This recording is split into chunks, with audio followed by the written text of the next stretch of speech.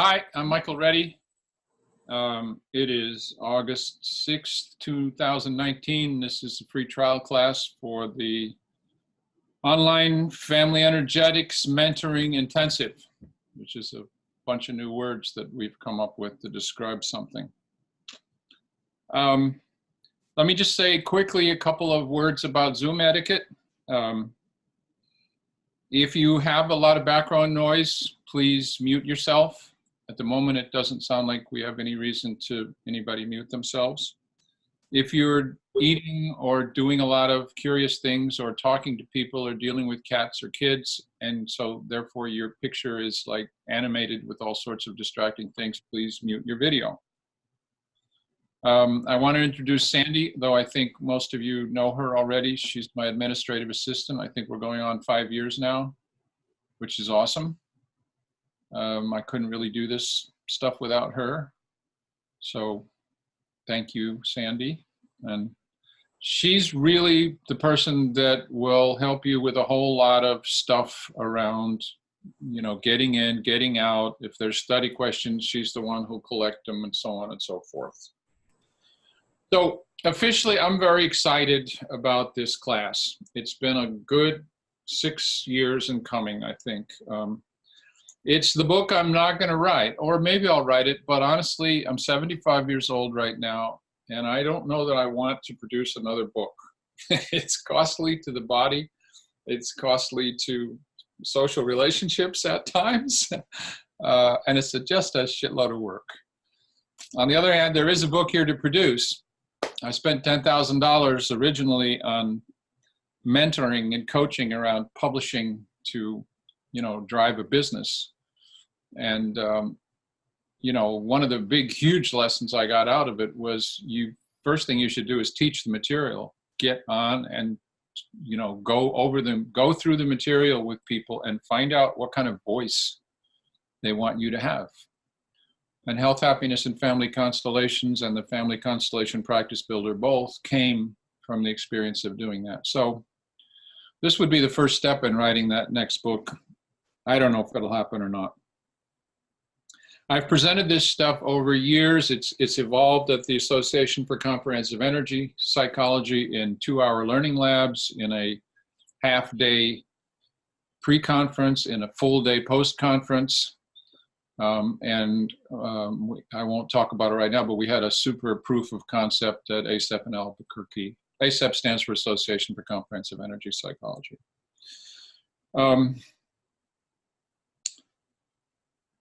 I am quiet sometimes. Don't be disturbed. I'm just waiting for guidance to kick in about where to go. I do have an outline, and sometimes I follow it and sometimes I don't. About my teaching style, quick couple of things. Michael loves questions. Michael loves comments.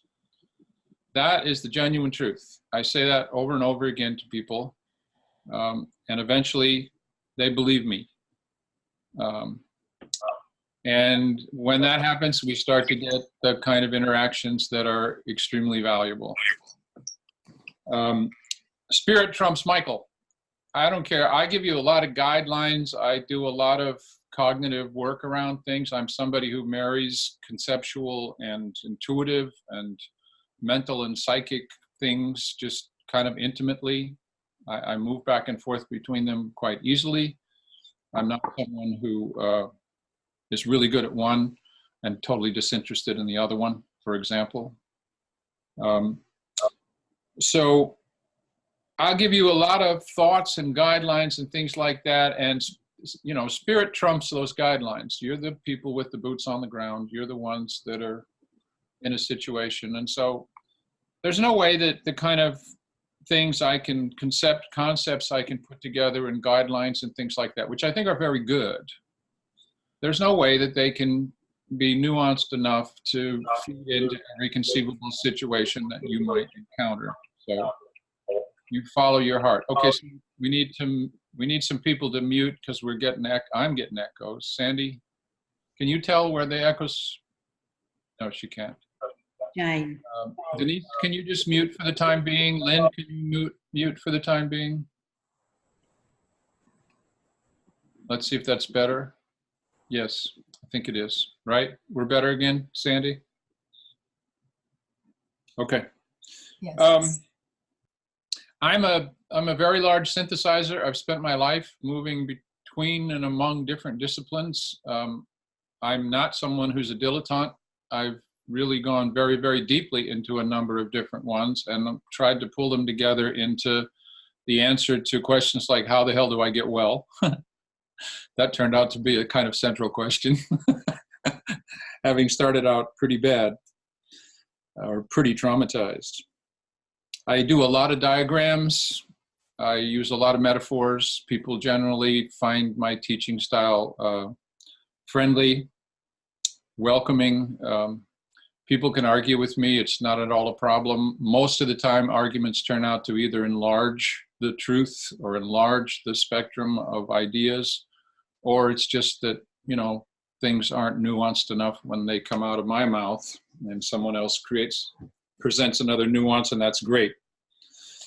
What I'm going to present in this family energetics stuff is to bring together into a single, unified, relatively coherent picture a bunch of things about human behavior and trauma on a number of different levels that are usually treated separately, and the relationships between them are never kind of explicitly expressed. And we all know that some people suffer from trauma that actually happened to their ancestors during the Holocaust, for example. We know that that happens, but that's not integrated with ideas about personal trauma or developmental trauma or things like that. That's really what I've spent a lot of time doing. What I've put together is correlated with the social behavior of other species. It's pretty clear that we grow right out of them. And I built computer systems, software systems for a long time, and helped found Cognitive Science, University of Chicago and Columbia a long, long time ago, like 50 years ago. Well, not 50, 45 years ago. So you're going to hear and get explained to you in very simple terms with pretty pictures and things, some things from systems theory that pull all this together. And then this arises out of, like, you know, I was trained as a shaman from 86 to 93 and started doing indigenous healing work, ran a practice group till 2007, sweat lodges, vision quests, fire drum dances. I was in probably 400 sweat lodges over 20 years and led 200 of them.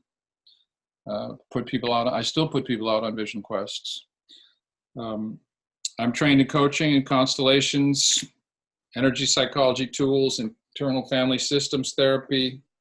I like Milton Erickson's approaches. And I'm really pretty current with most of the leading edge traumatologists these days who they really understand, but they don't bring in anything about ancestral or archetypal trauma. So that said, why is this, you know, why am I calling this a mentoring experience? Well, Sandy and I for years have done what we called the home altar training, which is a training where people very quickly start doing what I've written about in chapter 4 of Health, Happiness, and Family Constellations. And that is to go through the process of figuring out something that they want to change for the better, figuring out what to set up in a tabletop constellation, taking pictures of the stages of that constellation, labeling them, sending them in, and then the whole class will work with them on that constellation. So doing that once a week was pretty hard because we have to help you. You know, we have to get your stuff to the point where we can present it succinctly in 15 or 20 minutes so that there's time for the class to do it. So these classes are 2 weeks apart so that on the off week, I can spend time with you and help you figure out, you know, what is it you want to bring? What questions do you want to bring? What do you want to work on? What do you want to share? and then figure out how to present it to the class. I'll present things probably about 40% of the time. And the rest of the time will be stuff that you actually hopefully bring in. You don't have to do anything, obviously. But you are seriously invited to bring in your own cutting edge problems with your own healing, or difficult clients, or ideas that you want to share, or tools that you want to share that have shown up in the progress of the class to date so far. There will be a lot of that, I think. The goal of all this is to really, because what I've done, there's a vision here of how various levels of trauma work together. They behave similarly, they do similar things on all these different levels, from archetypal down through organizational, through ancestral, through developmental, all the way to inner family systems. And all those levels, we're nested inside those. And that is a very general framework that you could plug into almost any kind of individual trauma therapy, because it allows you to ask questions like, well, is this person hung up in terms of the internal family alone, and can we just work on this individual person and make progress? Or is it really that this person is deeply loyal to someone who's an ancestor, or deeply loyal to someone in their ethnic archetype, all right? And they are really suffering for and with that other being. So we will make progress much faster if we can jump up a level and do some work with that other level, and then come back to the individual level. But it doesn't really matter what kind of individual trauma therapy. It could be somatic experiencing, it could be any of the energy psychology tools, it could be sensory motor stuff, it can be internal family system, it could be any of these tools. And so part of the reason I wanted to collect a group like we have indeed collected, and I'm very happy about that, is that you will all take this perspective, I hope, and start plugging it into your own ways of working, and come back with, how it works or doesn't work, how it fits or doesn't fit, and so on. And we will all learn from that experience. There is, just let me give you a few more details and I'll stop and see where you are. There's a private web page. We've called it the homework page, but now we're calling it the supplementary materials page, which is, I'm not sure that's a step up or not, but homework seemed a little too, I don't know, whatever. That has videos of all the classes. So if you miss a class, or if you want to look back at a discussion, you can at any time. There will be some not too onerous, strongly encouraged readings. I've already suggested very strongly that people already in the class take a look at these 3 or 4 blogs that I've written. They're all like 800-900 words. They're not biggies at all. But there's some basic stuff there that it would be lovely if people would look at. There will also be ancillary related readings that aren't for immediate use, but they're the kinds, they relate a lot to what we're talking about. So if you wanted to expand on it at some point, they're there. I am a voracious reader. I am a kind of a born researcher, and it's just never quit. And the goddamn Kindle has only made it worse. I must own 800 books on Amazon or something. And of course, when my Amazon account was compromised, I didn't own any books on Amazon. I didn't have any books at all. And that took 4 weeks to fix. That's another story. And at times I'll pop in study questions. We have a private forum. I think a number of you are already, signed into it. The sign-in process is something Sandy can or already has helped you with. Please, that forum and the classes is where to participate. We do have a nice certificate of completion. I say to people that I think probably these certificate of completions from Michael Reddy are getting somewhat more valuable. I've persisted at this for 12 years now. I'm a kind of guy who stayed under the radar in a lot of respects. I don't have a big following. Haven't tried for one. I have followed my heart and stayed away from institutions and licensing, and that's part of the reason I'm able to do what I can do. But I think as time goes on, these certificates may indeed come to mean more. That's certainly happening with Health, Happiness, and Family Constellations. North American Books wanted to do another edition to that, and they treated me so badly, I just said, no, thank you. That's also another story. But do you want to pop that up on the screen? Just, I mean, this is just eye candy, but hey, I guess we're into eye candy these days, or is that? You gonna do that, Sandy?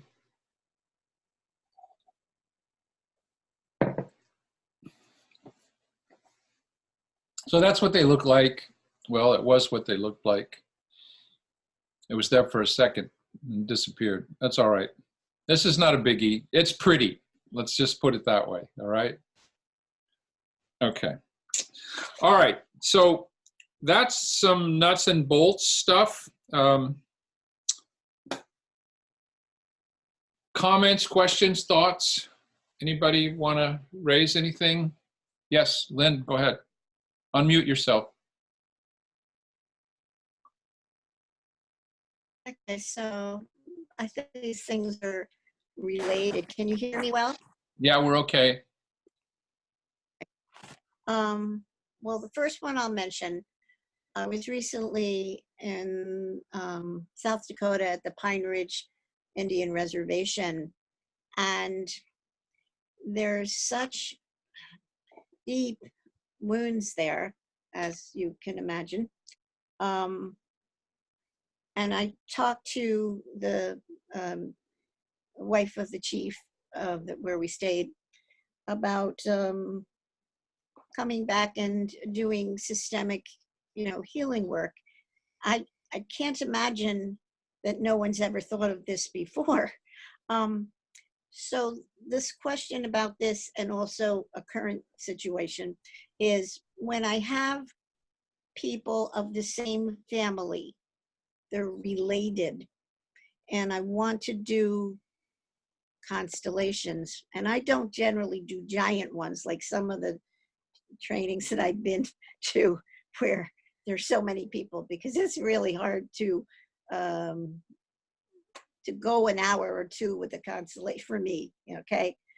So when these people are related, I've been taught through Francesca that you don't have people of the same family in the constellation. So how does one effectively do them when there's familial people and you want to work on things? Do you have suggestions for that? Yeah, I have lots of them actually. Let me just ask first, is everybody here? Some of the people here may not already be entirely familiar with constellations. So let me ask that question first, because this is a very specific question you're asking. Are you all reasonably familiar with family constellation work? Yes. Okay, good. I'm not going to try to answer that question fully right now. I think there are various workarounds. I've been in situations where, well, first of all, I'd have to query you about what you mean in the same constellation. So let me put that off, if I may. All right. There are ways of working All with right, that, and that's exactly the kind of thing that we will come back to. But let's wait till the class for that. Did you have another one too?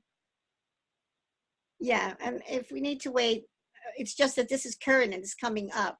I have a family of 5, 3 of which, 5 family members have had considerable childhood sexual abuse. 3 of them want for me to work with them in a constellation. And again, I've got the 3 of them, and I'm and this is coming up this month. So I really do need some So, guidance Can two, I make on. can I make a Oh, suggestion, Michael? go ahead, John. Could you perhaps find the source person, work on the source person, and allow that to permeate across all of them? Because I have a suspicion there may be 1 or 2 sources where this is coming from, and they're suffering the ramifications of that. If you could go back and find where that source was, clear that first, perhaps that would have a trickle effect upon the others. If I were looking at them, and I don't know a lot about family constellations, I know a little bit, and the work that I do, when I can find where the starting point was, oftentimes we see good results. So that makes really good sense. However, can I ask you a clarifying question, John? Me? Sure. Yeah. When you say source person, do you mean the source perpetrator or the source victim? I don't know. Okay, Sometimes it's one, sometimes it's the other. fine. So, but I want to see where might be the starting point. I think that makes good sense, and you will hear us all expanding on that greatly in the course of this course, because that's exactly the question of where do you start? How do you sequence what it is you're trying to do? What level do you work on first? Because the sense I get as I've delved into this just a little bit is that there's a ripple effect across generations. And if I can go back and find the threads from some time ago, the connecting pieces, and provide relief there, my understanding is the healing is both forward and backwards. I agree totally. That makes good sense. I'm not entirely sure that it answers Lynn's question, which I took myself to mean a more practical problem of how she brings these 3 family members into the same constellation at the same time. Is that what you were talking about, Lynn? Yes, yes, there were 3 perpetrators in the family system to Yeah. 5 females. Yeah. So And 3 of the that females want to work on this, they clear it. that's a fairly intense system. I'm happy to talk about it, but this is exactly the kind of thing that I would ask you to work with us and bring into the class in some detail. You follow? Like when it's your turn to present, right? These classes will start out, I'll be talking about some topic. Then we'll take a bio break, and then we'll come back and someone will come in with something exactly like what you're talking about, only we will have supporting material. We'll have more information about the people, more information about the system, right?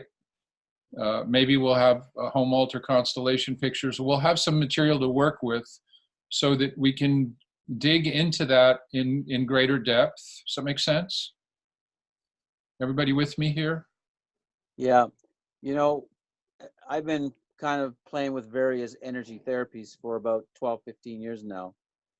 And, you know, I remarked back 10 years ago and some things I did, and I'm amazed I could do it with a fraction of the skills I have today.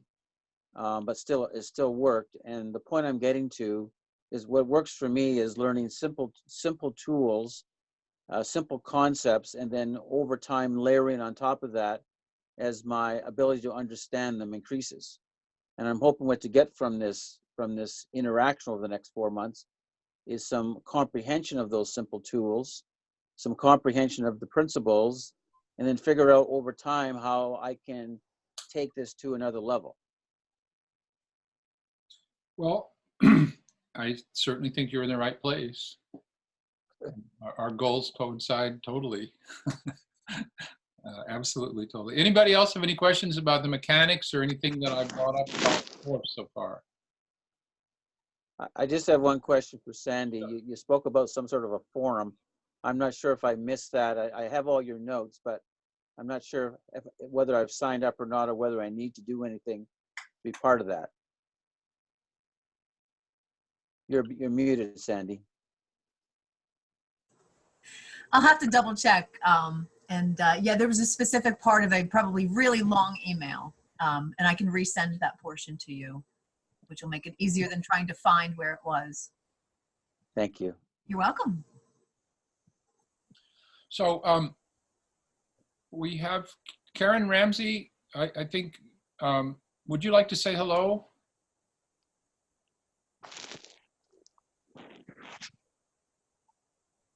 I think maybe you're muted.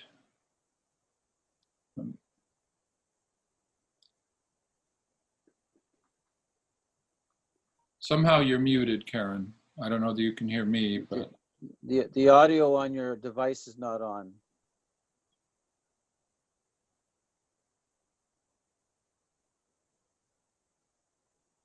Can you hear me now? Yeah. Okay, sorry. I said, I'm just sitting here. I'm just listening. I'm curious about the class. I haven't signed up for it, so I was just trying to get a Right. sense of what it is exactly. Everybody else here is already signed up for it, or you know, Uh-huh. me, and so I want to make sure that you get any questions answered that you might have, and that we speak to your needs.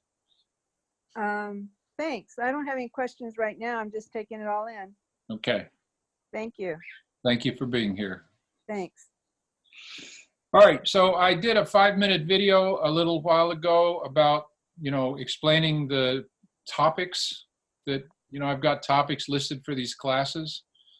And I want to say to you that the topics are going to show up in one form or another, but not exactly probably in the order that I've given them. I already know that I'm going to meld together a couple of them that are separate.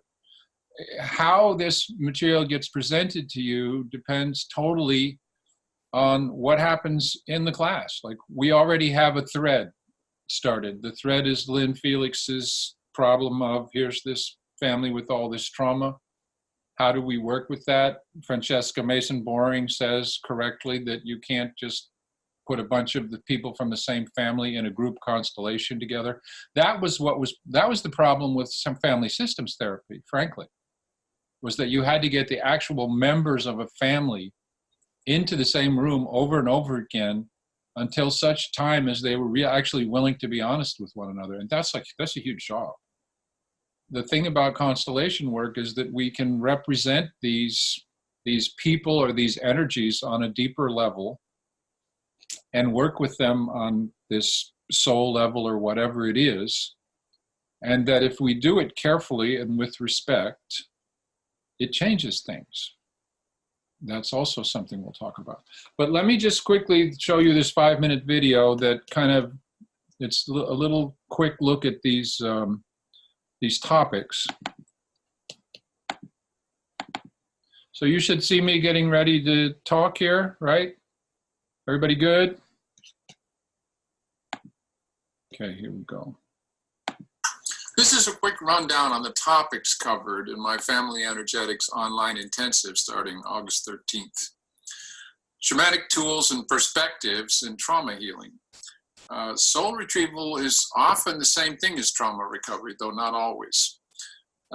If everything is alive and conscious, and that's really the kind of universe we live in, it's much easier to understand how it is in constellation work. We can personify jobs, diseases, love, or death. Neurobiology of layered multi-level trauma. 2 things here. One, if you understand the limbic system and the way the left and right brain handle threatening overwhelm, you are just way ahead of the game. It's fascinating stuff, and it tells you a lot about how to help people get well. Beyond that, trauma scales and cascades. It moves from larger organizations to ancestral and developmental families right into the internal family systems of a human being. All those layers interrelate. Trauma can be inherited from any one of them. Solution focus, why and how it works so well. There's a saying, you can't solve the problem from within the problem space. I go by that. It's absolutely essential to work from both ends, I think. We get some behavioral changes in mind, and either they work. If they work, we've succeeded. And if they don't, we shine light on what parts need to be fixed. Inner personality parts mirror developmental and ancestral family. What you see in terms of the personality parts of a human being come right out of reactions for or against people in the developmental and ancestral family. And they're connected, they remain connected to those other parts of the larger systems. The protocol for seamlessly integrating family constellations and energy psychology. The energy psychology I talk about is primarily EFT, EMDR, the meridian tapping techniques, or the eye movement. Bulky constellations like SLIM energy psychology and SLIM energy psychology works just fine in bulky constellations. And once you get that distinction down, you can work with it, you got it. There are 4 basic energetic principles in this work. You can personify, one, you can personify anything and to some extent everything. Once you personify it, anchor it in space, either mental space or actual physical space. Cultivate in yourself and in the client a childlike openness. And finally, you will find the structures and the echoes and reflections of family everywhere. I don't care what level of organization you're working with. Do you scale up to the next larger system in your work, or do you keep it simple? Well, you have to balance this. If you take in too much, you lose your focus and you don't really help the client. On the other hand, if you work totally with the client as an individual only, then the fact that that client might be really entangled with a family system or some organizational system, they can't change because that other system is not going to let them, and you need to help it too. Discarded attachments to people and families. The human energy system is just way much fuzzier than we tend to think. There's some of these energies or entities are parasitic, some are quite benign. Some of you can work with these things, some not. But it's, even if you don't work with them, it's good to know about them because you can do referrals when needed. Empathy and compassion, they're really important, but how to use stay safe. There's a book called The General Theory of Love, which just is an amazing demonstration or argument for the fact that you need to care about your clients. But there are risks and rewards on both sides to caring about your clients. Managing and learning from difficult clients. There are oppositional clients, overtly, directly oppositional, covertly oppositional. There are different tools for managing these. And there's the client who just turns everything that you try to do, even encouragement, into, basically somehow perceives them as statements that, oh, I did wrong again. I haven't fixed that yet. This is a quick look. I hope to see some more of you in the group that we've already got together. It's a really good group. Thanks. So let me comment on one part of that before, Lynn brought up a question of a complex family system full of trauma and the question of how to work with it. And we'll come back to that, and I'll see if I can't encourage her to bring it in to the class in some detail. John suggested correctly, I think, that one important way to work with that is to look for the first domino to push, look for the source, look for something. There's often, whether it's a victim or a perpetrator, there's often someone who's the keystone, if you were, to the whole thing. But that might mean going up, out of the internal family system into developmental or ancestral families. So now you've scaled up, in my terminology. Once you scale up, you've got a more complex system to deal with. So there's trade-offs there, right? The more levels you get involved, the more energies or entities you get involved with, the more relationships you've got to deal with, and the trickier or harder it can be. I think Lynn said maybe, I don't like big constellations with tons of people in them. I don't do them. And there are certain things wrong with constellations in large groups, in my opinion, which I solved at ACEP last year. I mean, we avoided them. Really quickly, there's a couple of them. Number one, people in the circle that are holding the container, they can't remember who the hell is who. That's number one. Number two, so they're not following. Once their attention and intention start to fade, you know, what makes the group psychically powerful is attention, intention, and some kind of emotional importance. Not necessarily urgency. If things get too urgent, that's a problem. But it's got to mean something. So in order to keep that group at ACEP for this, we did this very large constellation on US racial and historical trauma. And in order to keep the group in sync, I built these hearts. You'll see them.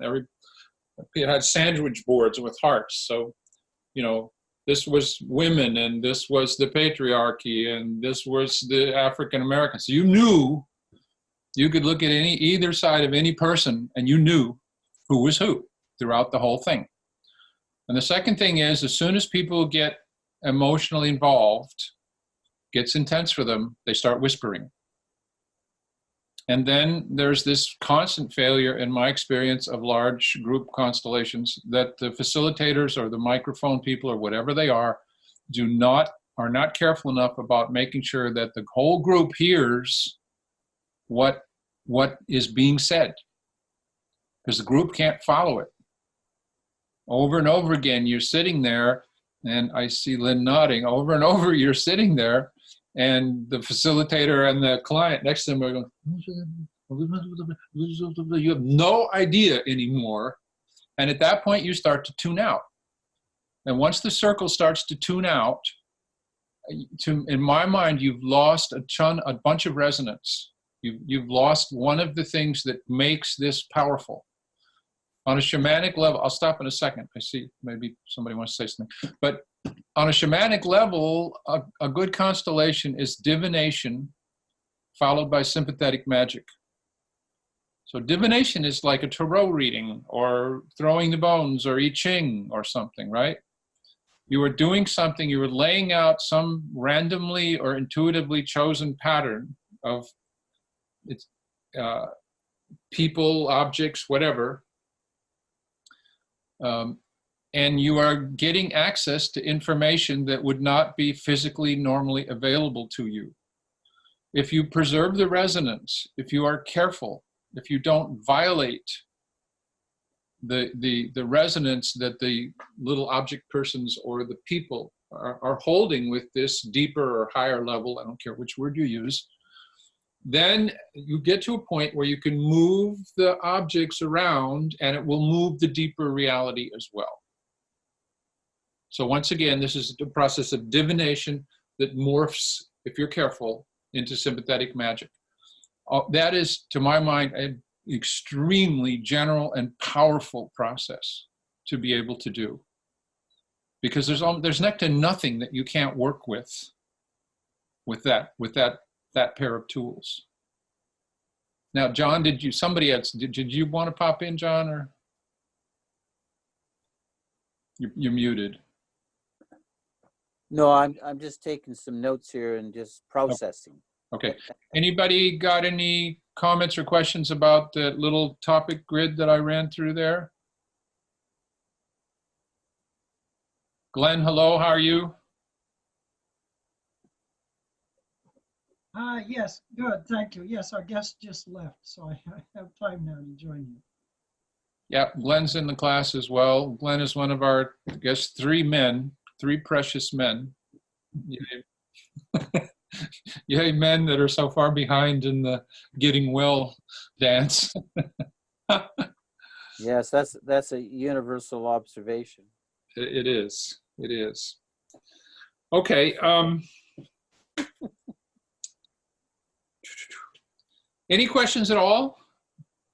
Because if Michael? Yes, okay. So I see Jan and someone spoke. Is that Laura? It's Laura. I'm just curious how to raise my hand. I was in the car driving home from work, and I'm on the phone. I was trying to raise my hand, but I don't know how. Yeah. Star, I don't star know. 9 or? Your little box lights up when you start talking, so you're just gonna have to start talking. So I want to say I apologize because I don't want to butt in, but I don't know how to. Yeah. Thank you. I'll have to figure that out. Just tentatively. May I address what you were talking about? I just had something to add to the conversation about that constellation that she brought up. May I address that still, or have we moved beyond that? Please bring it up. Thank you. Let me put this on my thing. I'm just curious, because it's family members, it sounds like it's a limited, you don't have anybody beyond that. And when I also agree that setting up source origin, I do that a lot, and I just have faith in the field, that the field will bring the source origin. It always has for me anyway when I place that. But what if you also work blindly, where if you have predominantly just family members, and as Francesca has said, you don't want them getting involved in it, but I've seen it done many times with private families who contract, and we really only have a couple of extra people. But when I write things on Post-it notes and I fold them up and or communicate to the people when I set them up what they are, who they are, and they don't know yet, and we just let it play out, and then go over at a certain juncture who was who and decipher what happened.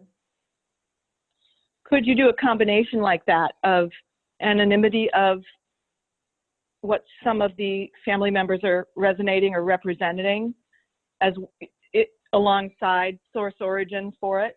Yes. And have pieces of paper on the ground or other things You to step on and off of, etc. You can absolutely do that. There's, advantages to the blind constellations, and there's drawbacks too. One of the drawbacks is that people have to go back over all these movements and now understand what the hell they meant, right? If the constellation moves through various stages and no one knows really what's going on, who's who except for the facilitator, it can sometimes be hard to reconstruct what the heck actually happened. I'm not saying that. There's advantages and disadvantages. The advantage of what you're saying is that, yes, you get around the problem of the family members knowing who they are and being stuck in who they are. They don't know who they are, right? Right. Some of them, I think, in my experience, will not be able to shift into anything but themselves, period, anyway. Sometimes it'll work. Sometimes you can be in a situation where someone is either, malevolent enough, damaged enough, psychic enough that they, in some sense, already feel who it is they're representing, and they're not going to do a good job of representing that person. That makes sense. See, part of the assumption that we're operating on is that you're setting these people up as each other in the family, whereas it can be done with, so source origin could be one human channel, and exactly what source origin needs to heal it at the time it happened could be another representative, for example, on a piece of paper. So it's not necessarily that if I facilitated that I would use the people in the room as the people in the constellation. It would depend on it would just depend on what came up at the time phenomenologically. So theoretically, you're not having family members actually play themselves interchangeably. So, and then the only other thing I might say to what you said is that, yes, when you go over a blind constellation later and try to reconstruct it, that can be difficult if it's a long, winding chapter book. But on the other hand, the advantage that I've seen before, and really something that I've learned over the years, is that when a primary emotion is met, when the emotion actually has a chance to flow and ripple through the human tissue, that to me is actually when the healing begins. And if they're not in their minds, they might have more of an opportunity to sink down with facilitation into the soma and allow that to flow. And when I see that in constellation, for me, it feels very healing. And from what people report later, so it's it's 6 and 1/2 dozen of another, because it might encourage more emotional primary emotion flowing from source origin, from meeting that source origin and supporting source origin with a representative, exactly what it needs to heal or flow or be acknowledged, witnessed, resourced, integrated in the family. It all depends on what you choose, I think. So this is all very good stuff. And thank you for presenting it. One of the reasons that I want to actually come back to this conversation is that we don't know what we're talking about yet. We need to pin down, are we sitting with one person and doing a tabletop constellation? Or do we have a group that consists only of the family as representatives? Or is the family present in a larger group? All these things would change how I handled it. Do you understand me? So I'm very happy that all this is coming up, because it's exactly the kind of thing that we're looking for.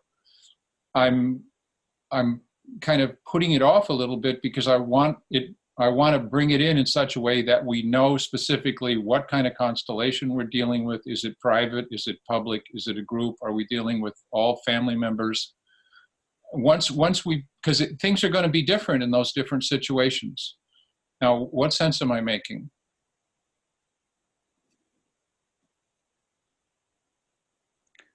Well, to me, it sounds like there's various types of constellations.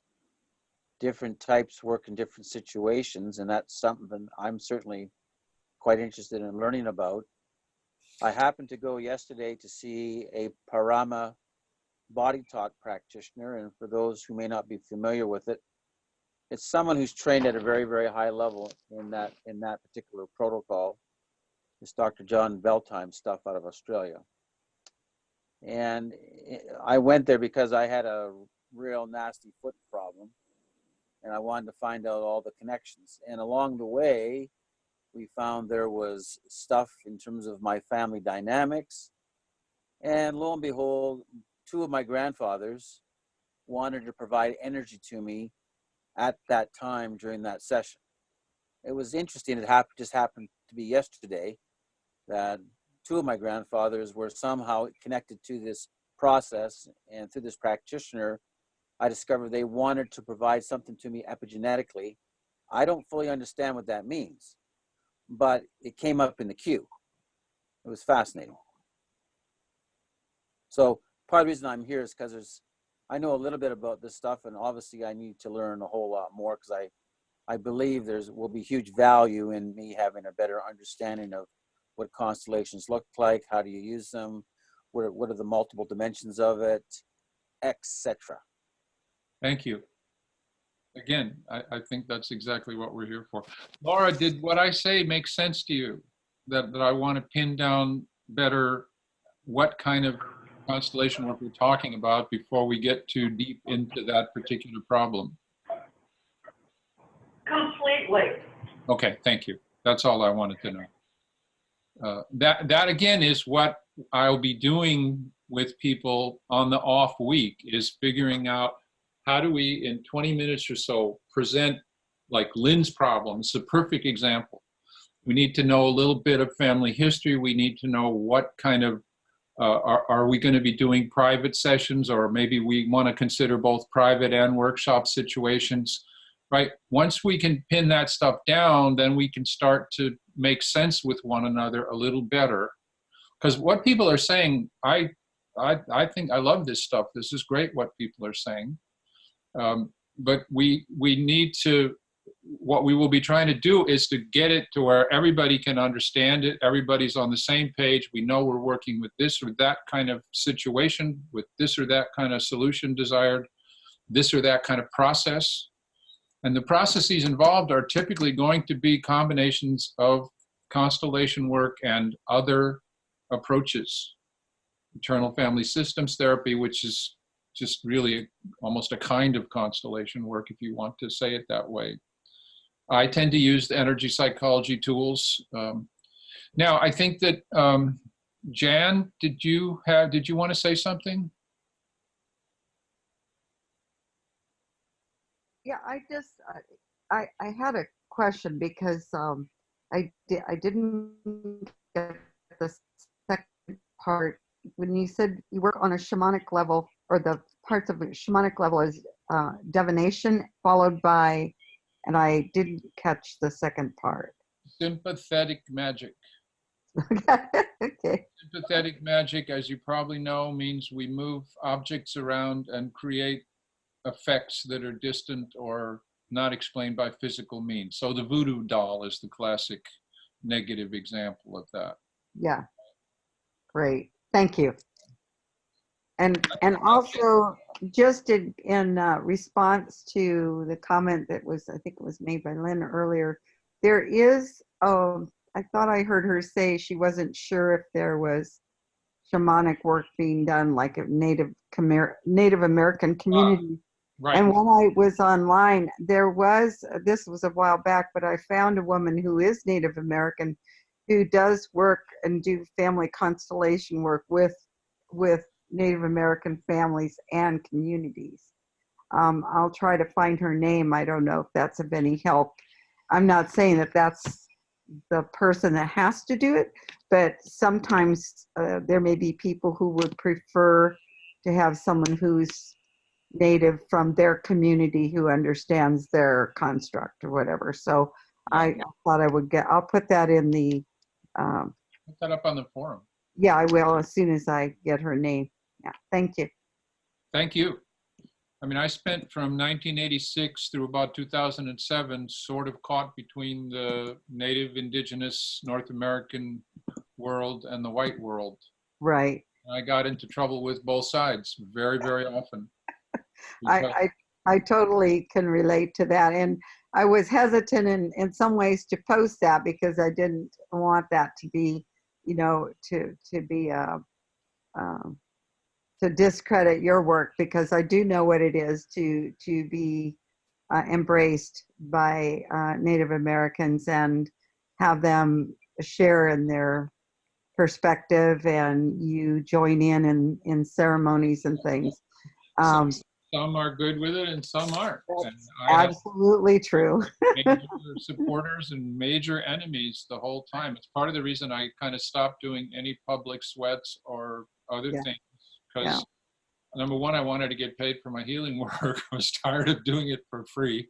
Right. And I was also tired of just getting kind of yelled at by both sides. It's a strange territory, and we've moved into a milieu these days where this idea of cultural sensitivity has come to mean that somehow you are not supposed to ever do anything that comes from another culture, because that's theft. And I will tell you, I will blow that right out of the water, that idea that it's theft. I mean, I'll do it right now. If I take a nickel from you, you don't have it anymore. I stole it. If I take your faith and live it and breathe it with all my heart and soul and give myself to it, and I spread it, you still have it, and it's a hell of a lot stronger. Now, tell me that that's theft. Do you understand me? No, I totally understand you, Michael. And it's been very interesting because I've listened to, spiritual Native American spiritual teachers open up in mixed form and say, this is the time that we should not be, holding all our secrets in this confined area. This is a time to be sharing and opening, and our our world, our universe, our, full consciousness needs this. And this was years ago that was shared. And I remember another time, somebody else who got really upset and said, the whites are trying to take things. And I remember talking to him afterwards, and I said, if we're to embrace that we are all related, we're to respect all the relations, that means we're all interrelated. And to say one is more than another, or that we're separate from each other, or that we shouldn't be sharing and joining, it seems like that doesn't embrace the philosophy that we're all interrelated. And I have to say, he did stand there, look at me, and I think somehow there was some, insights that came from that, because to speak of that, and this is what we believe, but to not embrace it is not walking your talk. So, and I think to me, the most important thing, whatever it is I embrace, whether it's, I've been doing Hawaiian dance since I was young. I've had people say, "Are you Hawaiian?" And my mother used to say, "Just tell them yes," because they get so disappointed when you say no. And I said, well, I'm not going to do that, but I do carry the aloha spirit. It's within me. I feel it when I dance. So my feeling is come from respect, knowledge, respect, and appreciation. So. Yeah, that's very well said, and thank you. There's some truth on both sides. The wounding of the indigenous people continues. It's not over by any means. So the idea that they want to view this as a cultural possession makes sense from that perspective. But my teachers as well, all of whom are passed into spirit now, the three main ones, they were all on the page that if we don't spread this, the world is doomed. And it's not spreading, and the world is looking more and more doomed. And we may well talk about that, because there's these issues of why are we the most destructive species on this planet? Why are we the only ones that do the kinds of things that we do? And I think the answers to that involve trauma and amnesia. Amnesia about our real history and continual traumatizations that, there's there's different stages of trauma, and the last one is forget, right? The last one is forget, repress. We got to get back to live. We can't deal with these overwhelming feelings. So as a species, we forget over and over. We're forgetting what happened in World War II now, just forgetting it. It's all happening again. Anyway, so this is wonderful and lively. Thank you. We were going to go about an hour and 15 minutes, so we got maybe 10 minutes. I was going to kind of do some introductions, but maybe we'll save that. Karen Ramsey, you have any questions or thoughts you want to bring up?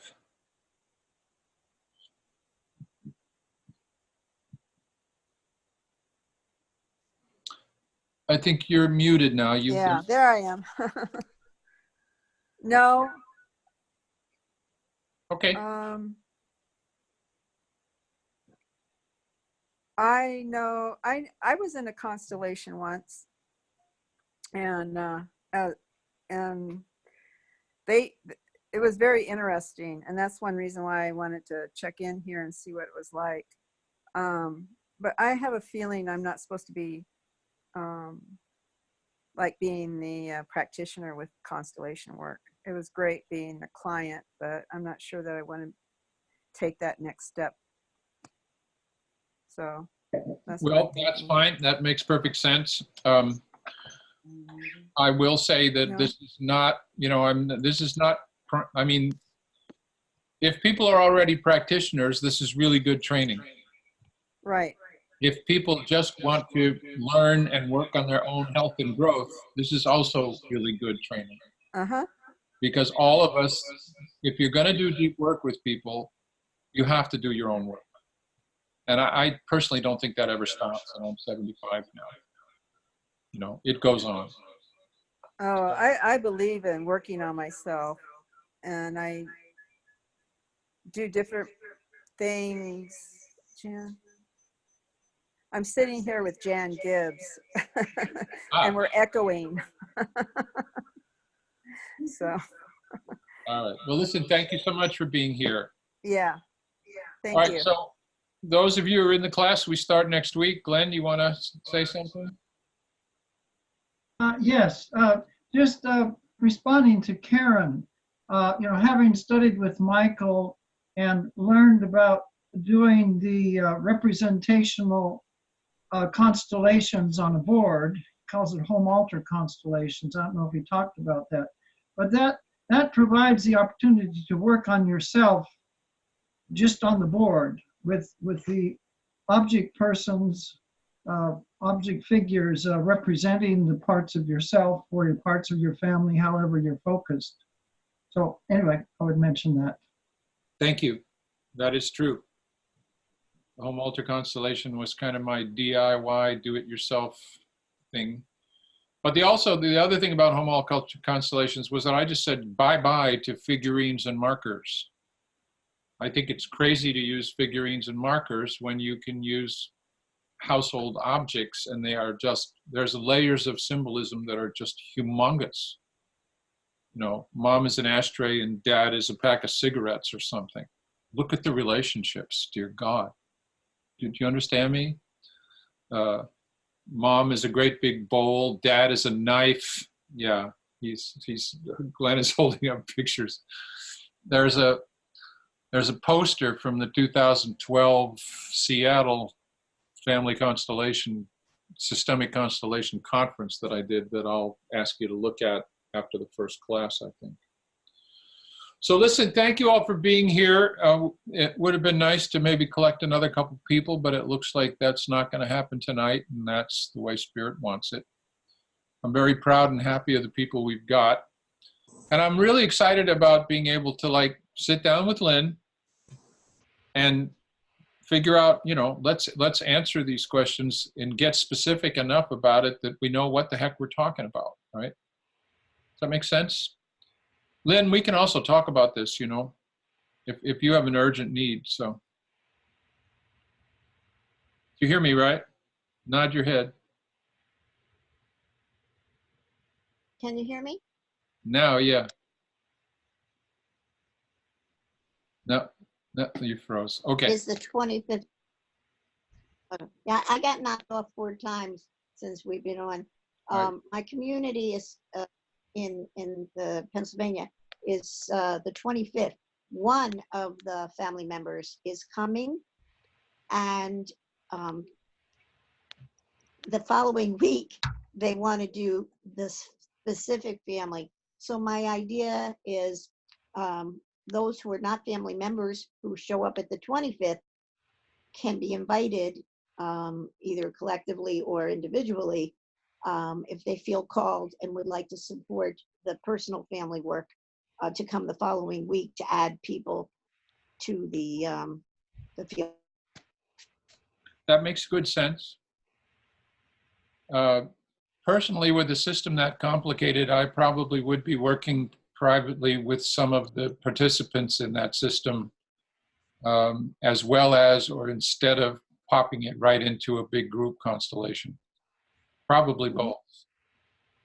The group constellations are very good in some respects, but in terms of deep private stuff that's painful, it's harder to do work on that kind of stuff in a large group because people don't necessarily want to come out with it.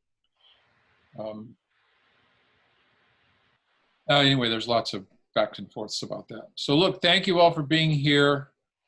I'll see you in 1 week, and we're going to just roll right into this. And again, I'm just thankful for all of you, and I'm very excited to be finally able to teach this or present it, let's say, in an interactive way with a lot of people that know what they're doing and care. I think that's, and bring a lot of perspectives to it. That's been a long time coming. This material has been squeezed into these presentations at the ACEP conferences. And it's done fine there. It's grown there. There's some lovely slides and a lot of good stuff. But this is a way more expansive format, so I'm very happy to have it. So thank you. I will see you in a week. Namaste. Bye, everybody.